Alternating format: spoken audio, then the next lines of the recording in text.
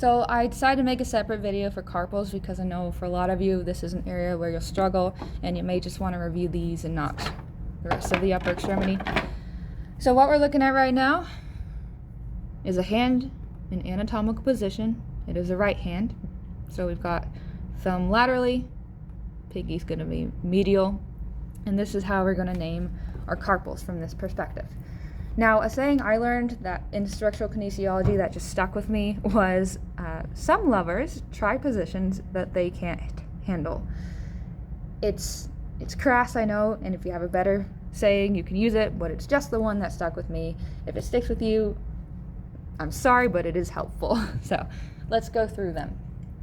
So laterally, towards thumb side, we're going to have scaphoid, sum, lunate, L, and then we have the triquetrum, and it's kind of tucked away here, so we have the triquetrum tucked underneath, and then we're going to have the pisiform sitting on top of that. So if we rotate a little laterally here, this is going to be our triquetrum, this is the pisiform, and this is palpable.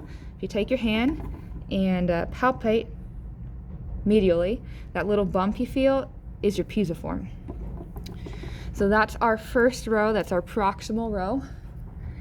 And then we have our T's. So we're back to T's now. Trapezium is going to be most lateral. Trapezoid is super tiny. So trapezium, we can see we got a nice trapezoid shape here. Trapezoid, really small. Capitate is in the middle. It looks kind of like a head, so it is rounded.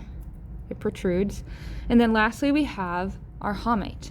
Now hamate or hamate means hooked, and this one you can see this is hooked. So I'm trying to rotate it here so you can see that 3-dimension. This hook indicates that this is our hamate. So that's a really good one to ask on the lab exam because it is one of the easiest to identify in addition to the pisiform, and the scaphoid is also pretty prominent. So there you have it.